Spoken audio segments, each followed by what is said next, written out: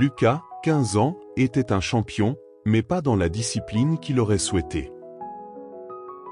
Il était le roi des maladroits. Renverser son verre à table, trébucher sur un tapis, oublier ses devoirs, casser un vase en voulant aider, c'était son quotidien. Et le pire, c'est qu'il voulait bien faire.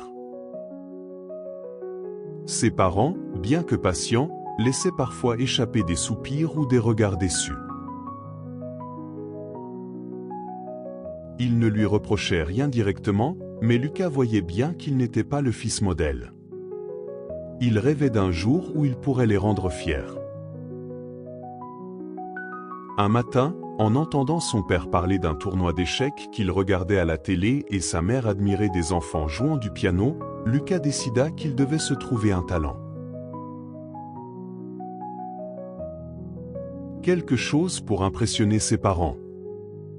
Il tenta d'abord les échecs, mais il oubliait les règles à chaque partie.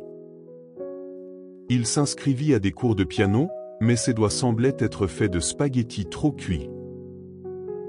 Il essaya même le sport, mais après 3 ballons envoyés sur la tête du coach, on lui suggéra gentiment de tenter autre chose. Chaque échec le blessait un peu plus. Il commençait à croire qu'il ne réussirait jamais rien. Un jour, alors qu'il rentrait sous la pluie, Lucas vit un chiot coincé dans un caniveau. Sans réfléchir, il courut à son secours. Il glissa, tomba dans la boue, mais réussit à sauver la petite boule de poil tremblante. Il la ramena chez lui et passa la nuit à la réchauffer. Ses parents, touchés, décidèrent de garder le chiot, qu'ils nommèrent Chance. Lucas se rendit compte que, malgré ses maladresses, il avait un cœur immense. Alors, au lieu de chercher à être parfait, il commença à s'investir dans ce qu'il faisait naturellement, aider les autres.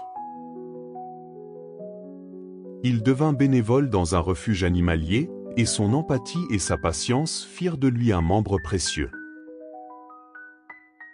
Ses parents, émerveillés, ne cessaient de parler de lui avec fierté. Un soir, alors qu'ils dînaient ensemble, sa mère posa une main sur son épaule.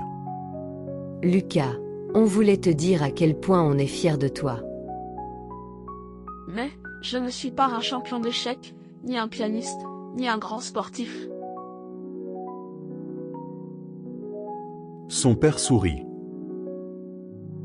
Tu es bien mieux que ça. Tu es Lucas, et c'est plus que suffisant.